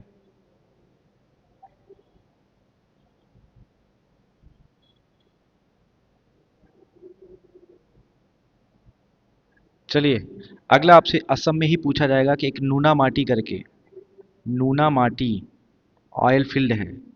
ऑयल फील्ड, बताइए कहाँ है? तो ये असम में, आप बताएंगे गुवाहाटी में ही स्थित है। बात खत्म हो गई ना? क्यों भाई, क्लियर है कि नहीं क्लियर है तुमको? देखो, तुम्हें क्लियर होना बहुत ज़रूरी है। अगर क्लियर नहीं होगा तो कोई मतलब नहीं है पढ़ने लिखने का। तो इस चीज़ को ध्यान रखिएगा। ऑयल सिटी ऑफ असम किसको कहा जाता है? ऑयल सिटी ऑफ असम, तो डिगबोई को कहा जाता है, डिगबोई, ठीक है ना। इसको ध्यान रखिएगा। पहली बार असम में ऑयल कंपनी कब स्टैब्लिश हुई थी? ऑयल कंपनी, तो ये शुरू हुआ था 1899 में। बात समझ में आ रही है कि नहीं आ रही है? अभी के समय असम में कितने ऑयल फील्ड हैं? असम में ऑयल फील्ड बता दीजिए। असम में ऑयल फील्ड सबसे पहला नाम है नूना माटी, जो हमने लिखा, नूना माटी रिफाइनरी। दूसरा लिखेंगे आप क्या? नुमालीगढ़, नुमालीगढ़ रिफाइनरी, ठीक है। तीसरा लिखेंगे क्या? बोंगई गांव रिफाइनरी, बोंगई गांव रिफाइनरी। और चौथा लिखेंगे आप क्या? चौथा लिखेंगे डिगबोई रिफाइनरी, डिगबोई रिफाइनरी, ठीक है ना। तो ये असम की कहानी है सर, इसको इतना तो ध्यान रखना ही पड़ेगा आपको असम से। अगर असम का नाम आया है तो इतना बात तो आप बता ही पाएँ। चलिए आगे बढ़ा जाए। बैंक मनी क्या होता है? तो बैंक मनी को जनरली चेक्स के थ्रू जो है रेफर करते हैं। बात समझ में आ रही है? चलिए, लीगल टेंडर क्या होता है? यहाँ पर एक कॉन्सेप्ट आता है लीगल टेंडर का। लीगल टेंडर किसको कहते हैं? लीगल टेंडर का मतलब होता है, अगर मान लो मैंने पैसा दिया, ठीक है, दो लोग हैं यहाँ पर, एक मैं एक कोई और। अगर ये इनको पैसा देते हैं और ये नहीं लेते हैं, अगर वो लीगल टेंडर है तो गलत है, उनको लेना ही पड़ेगा। अगर आप बोलते हैं 10,000 रुपये मैं सिक्के में दे रहा हूँ तो आपको लेना पड़ेगा, क्योंकि लीगल टेंडर है, आप मना नहीं कर सकते। तो लीगल टेंडर वो चीज़ होता है जिसको पेमेंट के रूप में आपने ऑफर किया है तो कोई सामने वाला मना नहीं कर सकता, उसको लीगल टेंडर कहा जाता है। चलिए, लीगल टेंडर कैसे होते हैं इसको लिख लीजिएगा, formula must be accepted if offered in payment. Offered in payment, अगर पेमेंट में दिया जा रहा है तो आप इसको एक्सेप्ट करना ही पड़ेगा, इसको बोला जाता है क्या, लीगल टेंडर। क्या चेक्स लीगल टेंडर होते हैं? तो जी नहीं, चेक्स जो होते हैं वो लीगल टेंडर नहीं होते हैं। बात समझ में आ रही है? करेंसी क्या होता है? करेंसी क्या होता है? तो याद रखिएगा, जो भी क्वाइंस और पेपर मनी होते हैं उसको करेंसी कहा जाता है। Aggregate coins and paper money, इसको क्या बोलते हैं? इसको करेंसी बोला जाता है। चलिए, कुछ मनी के टाइप होते हैं, जैसे types of money. Types of money, तो सबसे पहला टाइप होता है कमोडिटी मनी। कमोडिटी मनी क्या होता है? कमोडिटी मनी मतलब होता है कि मुझे प्याज की ज़रूरत है, आपको टमाटर की ज़रूरत है, तो आप मेरे से टमाटर लीजिए, प्याज दे दीजिए, कमोडिटी मनी हो गया, बात खत्म हो गई ना बात। कमोडिटी सामान लेता है, दिया जाता है, बार्टर सिस्टम टाइप, ये पूरी कहानी चलती है। दूसरा क्या होता है? Fiat money. फिएट मनी ध्यान रखिएगा, फिएट मनी क्या होता है? फिएट मनी का मतलब होता है एक पेपर मनी होता है, it is a type of paper money. ठीक है, अब इसमें ध्यान रखिएगा, इसमें जो फेस वैल्यू होता है, फेस वैल्यू जो होता है वो ज़्यादा होता है रियल वैल्यू से। रियल वैल्यू पेपर का 1 रुपये है, उस पर लिखा है 1,000, तो फेस वैल्यू 1,000 है। ठीक है, और ये फेस वैल्यू कौन डिसाइड करता है? तो decided by government, decided by government. ठीक है, तो ये चीज़ ध्यान रखिएगा। अगला फिड्यूसरी मनी क्या होता है? फिड्यूसरी मनी, फिड्यूसरी मनी क्या होता है? तो फिड्यूसरी मनी क्या होता है? एक लीगल टेंडर नहीं होता, it is not a legal tender. ठीक है, जैसे चेक्स एटसेट्रा, ये सब क्या होते हैं? ये फिड्यूसरी मनी कहलाते हैं। मेटेलिक मनी क्या होता है? मेटेलिक मनी, मेटेलिक मनी जैसे gold silver, gold silver, bronze medal, bronze के सिक्के, ये सब मेटेलिक मनी कहलाते हैं। बात समझ में आ रही है? पेपर मनी क्या होता है? बैंक नोट्स और गवर्नमेंट के नोट्स जो होते हैं वो पेपर मनी कहलाता है, तो इसको भी लिख लीजिएगा। पेपर मनी क्या होता है? तो बैंक नोट्स कहलाता है, बैंक नोट्स जो होते हैं वो क्या कहलाते हैं? वो पेपर मनी कहलाते हैं। ठीक, आगे बढ़ा जाए। अगला, soul of the Indian constitution कौन है? Soul of the Indian constitution कौन है, बताइए। तो बताओ किसको कहा जाता है soul of the Indian constitution? Heart and soul, अगर पूछा जाएगा, heart and soul of Indian constitution, soul of Indian constitution, तो ये बोला जाता है आर्टिकल 32 को। और किसने बोला था? तो बी आर अम्बेडकर साहब ने बोला था, बी आर अम्बेडकर साहब ने बोला था। बी आर अम्बेडकर की किताब का क्या नाम है? Annihilation of caste, waiting for visa, waiting for visa, ये इनकी किताब है। ठीक है, इसको याद रखिएगा। चलिए, बी आर अम्बेडकर को क्या बोला जाता है? Father of Indian constitution, father of Indian constitution. अब एक सवाल आता है, सर दलित शब्द किसने बोला था? शूद्रों को शूद्र पहले बोला जाता था, शूद्रों को दलित शब्द किसने बोला था?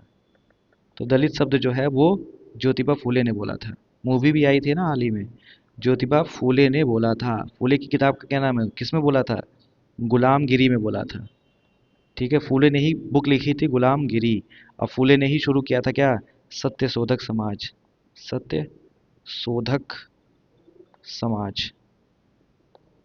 ये बात ध्यान रखिएगा। संविधान की आत्मा किसको बोला जाता है? तो प्रियम्बल को बोला जाता है। ठीक है, इसी को बोला जाता है, प्रियम्बल को ही बोला जाता है क्या? Identity card of Indian constitution, identity card of Indian constitution, ठीक है ना। तो ये सारी बात ध्यान रखिएगा। अगला सवाल है by which of the following modes can citizenship B acquired. Citizenship के लिए आर्टिकल कौन सा है, तो अनुच्छेद में आर्टिकल लिखा है 5 से 11 के बीच में। तो कैसे, बाई बर्थ हो सकता है, हेरिडिटी का मतलब बाई डिसेंट हो सकता है वंश से, ठीक है, बाय रजिस्ट्रेशन हो सकता है, बाय रिक्वेस्ट हो सकता है, नहीं ऐसा कुछ भी नहीं है। तो 3 हो जाएगा, 1 2 एंड 3। कौन कौन सा हो सकता है, बाई बर्थ आप सिटीजनशिप ले सकते हैं, बाई डिसेंट ले सकते हैं, आपके मम्मी पापा होने चाहिए, बाई रजिस्ट्रेशन ले सकते हैं, बाई नेचुरलाइजेशन ले सकते हैं, नेचुरलाइजेशन, और उसके बाद पांचवा है by incorporation of territory, incorporation of territory, ठीक है, कोई टेरिटरी अपने मिला लिया गया तो सिटीजन आप बन जाएंगे। यही 5 तरीके होते हैं सिटीजनशिप लेने के लिए। यहाँ पर लिखा भी है सिटीजनशिप अमेंडमेंट एक्ट 1955, इसमें लिखा हुआ है by birth, bye decent, bye registration, bye naturalisation, bye incorporation of territory. और टर्मिनेशन कैसे कैसे होगा, पहला तो खुद छोड़ दी रिनंसिएशन, दूसरा टर्मिनेट कर दिया गया, तीसरा डिप्राइव कर दिया गया डेप्रीवेशन। तो 3 टाइप से छोड़ा जा सकता है, रिनंसिएशन, टर्मिनेशन और डेप्रीवेशन। और 5 टाइप से लिया जा सकता है, by birth, bye decent, bye registration, bye naturalisation, bye incorporation of territory. तो ये सारी कहानी आप ध्यान रखिएगा। अगला सवाल है, आपसे पूछा जा रहा है whose region in Indian history was called golden age in India. बहुत इंपॉर्टेंट सवाल। गोल्डन एज जो है किसके रीजन को कहा गया था, गुप्ता एम्पायर। ध्यान रखिएगा, गुप्ता एम्पायर को ही क्या बोला जाता है, गोल्डन एज कहा जाता है। गोल्डन एज क्यों बोला जाता है, क्योंकि यहाँ पर आर्ट, लिटरेचर, साइंस, ठीक है, गवर्नेंस, हर चीज की प्रगति हुई थी, आर्किटेक्चर, सबकी प्रगति बहुत अच्छी हुई थी, ठीक है। यहाँ पे गुप्ता एम्पायर से एक राजा हुए जिसका क्या नाम था, कुमारगुप्त। कुमारगुप्त ने क्या बनाया था, यूनिवर्सिटी बनाई थी, नालंदा यूनिवर्सिटी। इसको लिख लीजिएगा, तुरंत तुरंत के तुरंत याद कर लीजिएगा। नालंदा यूनिवर्सिटी किसने बनाई थी, तो कुमारगुप्त ने बनाई थी, पहली बात, ठीक है। अब गुप्ता एम्पायर में मंदिर का भी बहुत वो था, मंदिर आज भी है उसका बनाया हुआ, जैसे आपने सुना होगा दशावतार टेम्पल, आया हुआ सवाल है, एक मिनट, दशावतार टेम्पल ये कहाँ है, तो दशावतार टेम्पल जो है आपका है देवगढ़ में। और देवगढ़ कहाँ पड़ता है, तो देवगढ़ पड़ता है झांसी, झांसी कहाँ पड़ता है, यूपी में। तो दशावतार टेम्पल ध्यान रखिएगा। इसी में एक आता है भीतर गांव का टेम्पल कानपुर में। ये सब गुप्ता एम्पायर के बने हुए हैं, आज भी हैं। भीतर गांव टेम्पल, भीतर गांव का टेम्पल कहाँ है, तो ये पड़ता है कानपुर में, ये भी ध्यान रखिएगा, ठीक है। जो अजंता की मुराल पेंटिंग है, ठीक है, लिख लीजिएगा, सब सवाल आया हुआ है। मुराल पेंटिंग ऑफ अजंता,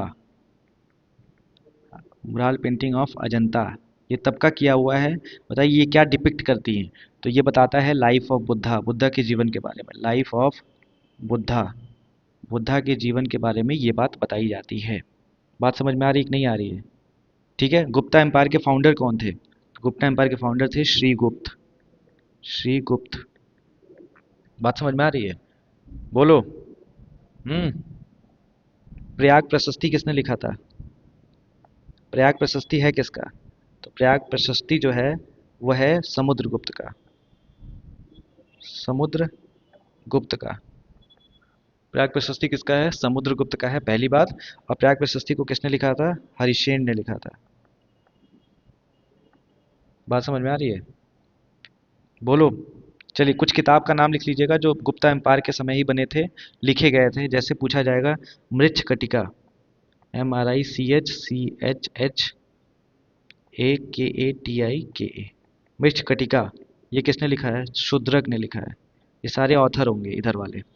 इधर देखिए किराता अर्जुनिया, किराता और अर्जुन की कहानी, किराता अर्जुनिया, ये किसने लिखा है, तो भारवी ने लिखा है। इसको लिख लीजिएगा, आज के आज ही याद कर लीजिएगा, ठीक है। दश कुमार चरित, बहुत इंपॉर्टेंट नाम, दश कुमार चरित। तो दश कुमार चरित को किसने लिखा है, डन्निन ने लिखा है, डन्निन, ठीक है ना। उसके बाद पंचतंत्र, पंचतंत्र किसने लिखा है, विष्णु शर्मा, विष्णु शर्मा ने लिखा है। उसके बाद पूछा जाएगा महाभाष्य, महाभाष्य, महाभाष्य किसने लिखा है? पतंजलि ने लिखा है। पतंजलि ने लिखा है। मुद्रा राक्षस, मुद्रा राक्षस विशाख दत्त ने लिखा है। एक मिनट, विशाख दत्त, विशाख दत्त ने लिखा है। नीतिसार किसने लिखा है? बहुत इंपॉर्टेंट नाम, नीतिसार। तो नीतिसार को लिखने वाले कामंदक। इसके अलावा शून्य सिद्धांतिका किसने लिखा है? SHUNYA, शून्य सिद्धांतिका। शून्य सिद्धांतिका किसने लिखा है? तो शून्य सिद्धांतिका लिखने वाले हैं आर्यभट्ट, आर्यभट्ट। और पूछा जाएगा पंच सिद्धांतिका किसने लिखा है? पंच सिद्धांतिका, पंच सिद्धांतिका लिखने वाले हैं वराह मिहिर, वराह मिहिर। ठीक है ना? तो ये सारी कहानी जो है आप ध्यान रखिएगा। क्लियर बात? चलिए आगे बढ़ा जाए। अगला सवाल है, हुज रीजन इन गोल्डन एज हो गया गुप्ता एम्पायर। ठीक है, आगे बढ़ा जाए। शिवाजी को कब क्राउन किया गया था छत्रपति? बताओ सही आंसर क्या होगा? तो 6 जून 1674 को शिवाजी महाराज को क्या, रायगढ़ फोर्ट में, ठीक है लिख लीजिएगा, Raigarh fort, Raigarh, GADH, Raigarh fort में शिवाजी को क्या अभिषेक किया गया था? शिवाजी का अभिषेक जो है रायगढ़ फोर्ट में किया गया था। बात समझ में आ रही है? 1674 से छत्रपति हो गए थे। छत्रपति का मतलब क्या होता है? एम्परर। और इनकी मंदिर हाल ही में कहाँ मंदिर बनाई जा रही है? बताइए कहाँ पर? तो इनकी मंदिर मुंबई में बनाई जा रही है। ये चीज़ भी आप ध्यान रखिएगा। चौथ और सरदेशमुखी, चौथ और सरदेशमुखी, सरदेशमुखी ये कर कौन लेता था? तो ये मराठा एम्पायर लिया करता था। तो ये चीज़ भी आप ध्यान रखिएगा। चलिए अगला सवाल है, आपसे पूछा जा रहा है कि 1918 में महात्मा गांधी जो आए और सत्याग्रह सबसे पहले कॉटन मिल वर्कर से कहाँ से किए? तो अहमदाबाद मिल स्ट्राइक 1918 में। 1917 कहाँ हुआ था बताओ? चंपारण में। 1918 अहमदाबाद मिल स्ट्राइक हुआ था, और 1918 में ही का क्या हुआ था? खेड़ा सत्याग्रह हुआ था। खेड़ा सत्याग्रह, सत्याग्रह हुआ था। गांधी जी कब आए थे भारत? तो भारत कब आए थे? तो याद रखिएगा 9 जनवरी 1915 को आए थे। इसीलिए हर साल 9 जनवरी को क्या मनाते हैं? NRI डे, यानी भारतीय प्रवासी दिवस के नाम से जाना जाता है। महात्मा गांधी की किताब का क्या नाम है? My experiment with truth, my experiment with truth. ये किसकी किताब है? ये महात्मा गांधी की किताब है। यंग इंडिया और नवजीवन, नवजीवन, नवजीवन और यंग इंडिया, ये मैगजीन किसकी है? तो ये महात्मा गांधी की ही मैगजीन है। महात्मा गांधी, महात्मा गांधी कांग्रेस के प्रेसिडेंट कब बने थे? कांग्रेस के प्रेसिडेंट तो 1924 में, याद रखिएगा। कहाँ पर बताओ? कर्नाटक में बेलगांव सेशन, बेलगांव सेशन कहाँ हुआ था? कर्नाटक में हुआ था। उसी समय इनको बनाया गया था। और उसी के बाद 1925 में किसको बनाया गया था? तो सरोजनी नायडू को बनाया गया था। कहाँ पर? कानपुर में। सरोजनी नायडू को बनाया गया था, कानपुर में बनाया गया था, कानपुर। ठीक है ना? तो ये चीज़ आपको ध्यान रखना पड़ेगा। अगला सवाल, who among the following was the viceroy of India when Indian university act 1904 पास? जब भी 1904 की बात होगी तो उसका सही आंसर क्या हो जाएगा बताओ? लॉर्ड कर्जन हो जाएंगे 1905 के आसपास। ठीक है ना? जब इंडियन यूनिवर्सिटी एक्ट जो पास किया गया था, उसको हेड कौन कर रहा था? हेड बताइए, हेड कौन कर रहा था? सर थॉमस रेले, सर थॉमस रेले हेड करते थे, रेले हेड करते थे। इसीलिए इसको क्या बोला गया? इसको बोला गया रेले कमीशन, RALEIGH, रेले कमीशन। ठीक है, इसको ध्यान रखिएगा आप। क्लियर हो गई बात? चलिए, इसके अलावा कुछ क्या बात ध्यान रखनी है? लॉर्ड मिंटो के बारे में बताइए। लॉर्ड मिंटो के समय 17वें वायसराय हुए थे ये। इनके बारे में कुछ बहुत ज़्यादा जानने की जरूरत नहीं है। लॉर्ड हार्डिंग के समय क्या होता था? लॉर्ड चेम्सफोर्ड के समय क्या होता था? तो चलिए ठीक है, इसके बारे में हम बताएंगे आपको, लेकिन पहले एक दो बात और इसमें जान लीजिए जो आपके लिए बहुत ज़्यादा ज़रूरी है। पहला, जोनाथन डंकन, जोनाथन डंकन। हम अभी वायसराय पे पूरी सीरीज एक बार करके आपको सब समझा देंगे।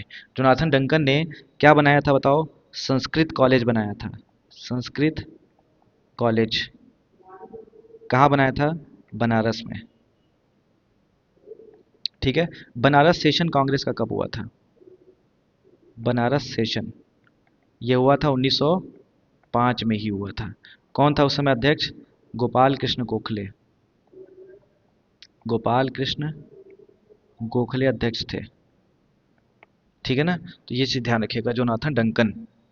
अगला सवाल आपसे पूछा जा रहा है, कलकत्ता मदरसा किसने बनाया था? कलकत्ता मदरसा तो ये बनाया गया था वॉरेन हेस्टिंग के द्वारा। वॉरेन हेस्टिंग के द्वारा। कब? 1781 में। डेट याद रखिएगा। 1857 में पहली बार यूनिवर्सिटी बनाई गई थी। कहाँ पर? First university. भारत में पहली बार यूनिवर्सिटी 1857 में बनाई गई थी। कौन कौन जगह? 3 जगह ध्यान रखिएगा। पहला क्या नाम है? पहला कलकत्ता, कलकत्ता। दूसरा क्या है? बॉम्बे। और तीसरा क्या है? मद्रास। इसको ध्यान रखना है। ठीक है ना? चलिए, रेबीज क्या है? रेबीज एक वायरल बीमारी है। ठीक है, कुत्ते के काटने, किसी भी जानवर के काटने की वजह से हो जाता है। यहाँ पर लिखा हुआ है हेलमिंथिक डिजीज। हेलमिंथिक डिजीज कैसे होते हैं? कुछ ऐसी बीमारियां जो ट्रांसमिट होती हैं किससे? मिट्टी से। Transmitted from soil. जो मिट्टी से ट्रांसफर होती हैं उसको हेलमिंथिक डिजीज कहा जाता है। जैसे एग्जाम्पल में लिख सकते हैं एस्केरियासिस। एस्केरियासिस। एस्केरियासिस। दूसरा नाम लिख सकते हैं क्या? फाइलेरियासिस। फाइलेरियासिस। फाइलेरियासिस जो है किसकी वजह से होता है? तो लिख लीजिएगा वुचेरिया। ये सब याद कर लीजिएगा। एकदम एक एक चीज आपकी जिंदगी को बदल देगा। ब्रोनक्राफ्टी की वजह से होता है फाइलेरियासिस। ठीक है ना? और ये कौन सा वेक्टर कौन होता है फाइलेरियासिस का? वेक्टर कौन सा मॉस्किटो होता है? तो याद रखिएगा क्यूलेक्स मॉस्किटो। ठीक है ना? तो ये सारी कहानी ध्यान रखिएगा। बाकी बैक्टीरियल, वायरल और प्रोटोजोअल वो डिजीज तो आप जानते हैं। जैसे पूछा जाए मलेरिया किससे, किसकी वजह से होता है? प्रोटोजोआ से होने वाली बीमारी का नाम। प्रोटोजोआ से कौन कौन होता है? तो मलेरिया, काला आजार। बैक्टीरिया से कौन कौन बीमारी होती है? पहले नाम लिख लीजिए बैक्टीरिया से। बैक्टीरिया से होता है टाइफाइड, साल्मोनेला टाइफी की वजह से टाइफाइड। ठीक है। और cholera, vibrio cholerae. TB, mycobacterium tuberculosis. Tetanus, clostridium tetani. ठीक है। उसके अलावा डिप्थीरिया। डिप्थीरिया ध्यान रखिएगा। डिप्थीरिया किसकी वजह से होता है? तो लिख लीजिएगा क्राइनोबैक्टीरियम डिप्थीरी। ठीक है ना? तो ये बैक्टीरिया से होने वाली बीमारी है। वायरस से बीमारी कौन कौन सी होती है? Chicken pox, small pox, dengue, influenza. Influenza सर्दी किस वजह से होता है? Rhino virus. याद रखिएगा। ठीक है। Dinghy, dinghy. एक होता है एड्स। एड्स क्या होता है? Acquired immuno deficiency syndrome. याद रखिएगा full form. Acquired immuno deficiency syndrome. ठीक है। ये किसकी वजह से होता है? एचआईवी। ठीक है। Human immuno virus. ठीक है। या क्या जो भी होता होगा फुल फॉर्म आप लिख लीजिएगा। एड्स के लिए कौन सा टेस्ट किया जाता है? ELISA test. ठीक है। एलिसा टेस्ट किया जाता है। एलिसा टेस्ट का मतलब हो गया एंजाइम लिंक्ड इम्यूनोसॉर्बेंट एस्से। बात समझ में आ रही है कि नहीं आ रही है? बोलो भाई। क्लियर हुआ? चिकन पॉक्स वायरस से होने वाली बीमारी है। चिकन पॉक्स याद रखिएगा। Small pox, small pox. Chicken pox किस वायरस से होता है? Varicella zoster. स्मॉल पॉक्स किस वायरस से होता है? वेरिएला जोस्टर। ये बात तो आपको ध्यान रखनी ही पड़ेगी। बता रहे हैं, क्लियर रखिएगा इसको। ठीक है ना? बताइए। लंग्स कैंसर को किस नाम से जाना जाता है? लंग्स कैंसर एम्फीसीमा, एम्फीसीमा के नाम से जाना जाता है लंग्स कैंसर को। ठीक, आगे बढ़ा जाए। Which of the following is a vestigial organ, ऑसिस टंग, जिसका कोई ज़रूरत नहीं है, तो बताइए क्या? विजडम टीथ, बुद्धि का दांत। कोई मतलब नहीं है इसका आने का। बात समझ में आ रही है कि नहीं आ रही है? चलो अगला सवाल। जब हम छोटे रहते हैं तो हमको डीपीटी का वैक्सीन लगाया जाता है। डीपीटी, डीपीटी में डी का मतलब क्या होता है? अभी हमने पढ़ा डिप्थीरिया। पी का मतलब क्या होता है? पर्टूसिस। और टी का मतलब क्या होता है? टिटेनस। पर्टूसिस को क्या बोला जाता है? वूपिंग कफ, काली खांसी कहा जाता है। ठीक है ना, इसको ध्यान रखिएगा। टिटेनस को क्या बोला जाता है? लॉक जॉ बोला जाता है, जबड़ा बंद बीमारी। ठीक है ना, तो ये सारी बात ध्यान रखिएगा, बैक्टीरिया की वजह से होता है। चलिए, बोलस क्या होता है? बोलस, बोलस जो होता है, जब माउथ में आप टुकड़े टुकड़े में तोड़ लेते हैं खाने को या कुछ भी, तो वो जो जो एंजाइम सलाइवा से मिल जाता है पूरी तरह से, जो खाना होता है उसको क्या बोला जाता है? बोलस कहा जाता है। Mix in mouth. और पेट में पूरा जो खाना मिल जाता है काइम कहा जाता है। Mix in stomach. ठीक है ना। चलिए, थ्रोम्बोसाइट्स क्या काम क्या है? थ्रोम्बोसाइट्स, जिसको प्लेटलेट्स कहा जाता है, प्लेटलेट्स, ये क्या करता है? ब्लड क्लॉटिंग करता है। ब्लड क्लॉटिंग करता है कहाँ पर? Outside the body, outside the body. अब ब्लड क्लॉटिंग को रोकता कौन है? ब्लड क्लॉटिंग को रोकने का काम कौन करता है? रोकने का काम कहाँ पर? इनसाइड द बॉडी, एंटीकोएगुलेशन कहलाता है। बताओ इसको क्या बोलते हैं? हिपेरिन। ध्यान रखिएगा, हिपेरिन होता है ना। ये सारी बात आपको क्लियर रखिएगा। इम्यून सिस्टम को बूस्ट कौन करता है? इम्यून सिस्टम को बूस्ट कौन करता है? तो ल्यूकोसाइट, ल्यूकोसाइट्स जो होता है वो इम्यून सिस्टम को बूस्ट करता है। ये चीज़ भी आप ध्यान रखिएगा। अब बताइए, टीबी के लिए कौन सा वैक्सीन आता है? BCG, bacillus Calmette गुरीन। टीबी किस बैक्टीरिया की वजह से होता है? Mycobacterium tuberculosis. ये भी बात ध्यान रखिएगा। चलिए, पॉस्चराइजेशन क्या होता है? बैक्टीरिया को मारना, गर्म करके बैक्टीरिया को मारना कहलाता है क्या? पॉस्चुरीकरण, पॉस्चराइजेशन। TEURISATION, pasteurisation. बताइए, बैक्टीरिया को मारना पॉस्चराइजेशन कहलाता है। तो बैक्टीरिया को अगर लो टेम्परेचर पे मारेंगे, लो टेम्परेचर, लो टेम्परेचर कितना? 63 डिग्री सेल्सियस पर कितने मिनट? 30 मिनट। या हाई टेम्परेचर करेंगे, हाई टेम्परेचर, हाई टेम्परेचर का मतलब कितना? 72 डिग्री सेल्सियस एट 15 सेकेंड। या बहुत ज़्यादा अल्ट्रा हाई करेंगे, अल्ट्रा हाई, तो ये कितना हो जाएगा? 138 डिग्री सेल्सियस एट 2 सेकेंड। इसको पॉस्चुरीकरण बोला जाता है, जिसमें क्या किया जाता है? बैक्टीरिया को मारा जाता है, बैक्टीरिया किल करा जाता है। ठीक है ना, तो ये सारी कहानी ध्यान रखिएगा। अगला सवाल है, hottest planet in our solar system कौन होता है? तो याद रखिएगा, वीनस, सॉरी, वीनस होता है, वीनस। ठीक है। अब यहाँ पे वीनस और दो बात याद रखिएगा, वीनस और एक और है क्या? मरकरी। वीनस और मरकरी के बारे में क्या बात कॉमन है?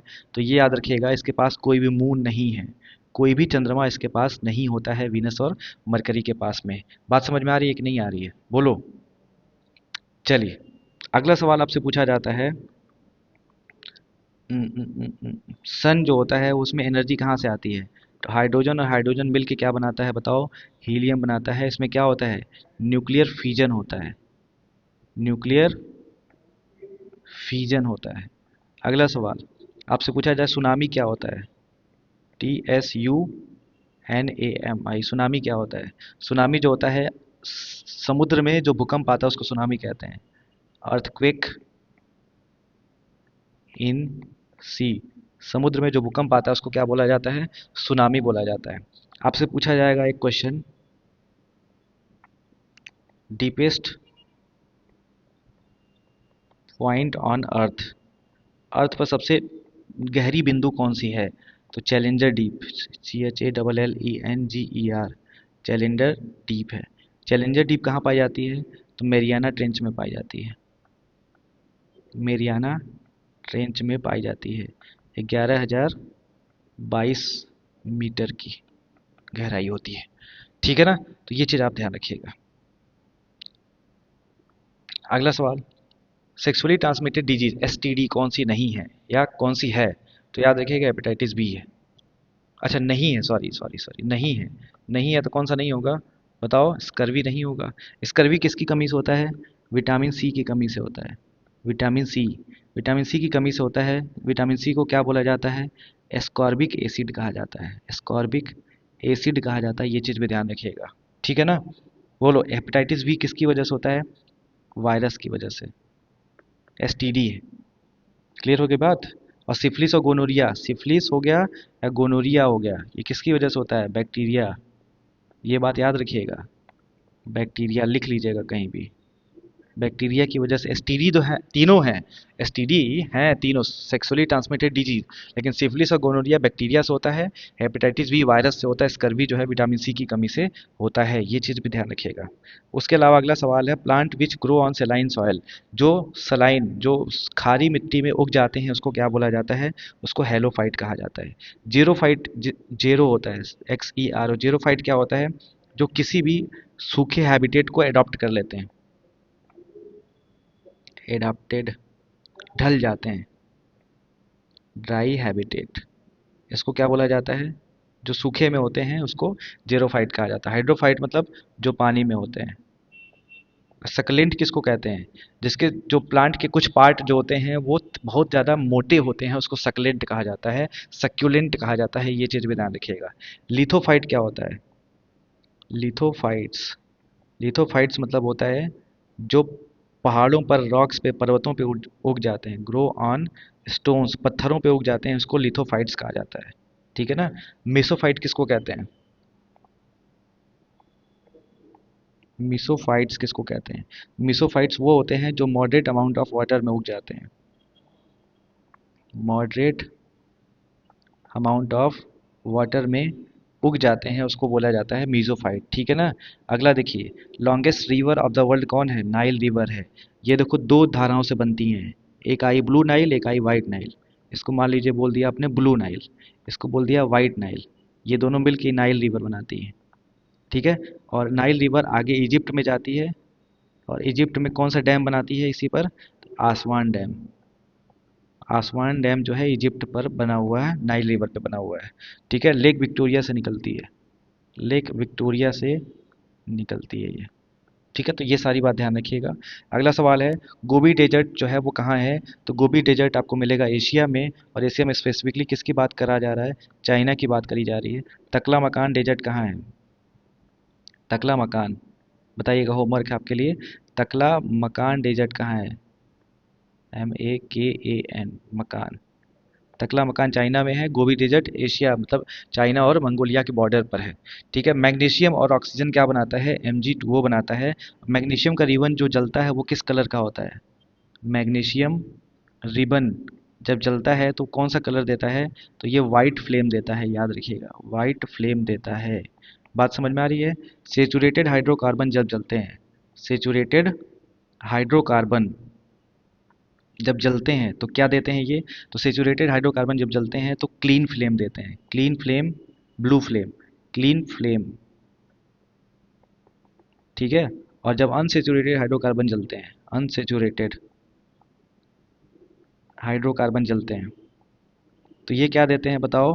तो ये देते हैं आपका येलो फ्लेम। और इसके साथ क्या निकलता है बताओ? धुआं निकलता है, स्मोक। तो ये बात ध्यान रखिएगा आप, ठीक है ना। बोलो, क्लियर हुआ बात? बताइए सर, क्लियर हुई बात? अब आता है सबसे last, slash and burn agriculture. India में होता है ना कि पहले यहाँ पर खेत था, बोए जोते काटे, फिर आगे आग लगाए चले गए दूसरे जगह, तो उसको स्लैश एंड बर्न एग्रीकल्चर कहा जाता है। जैसे झूम का नाम सुना होगा, बस उसको लिख लीजिए, इसी के साथ क्लास खत्म करेंगे।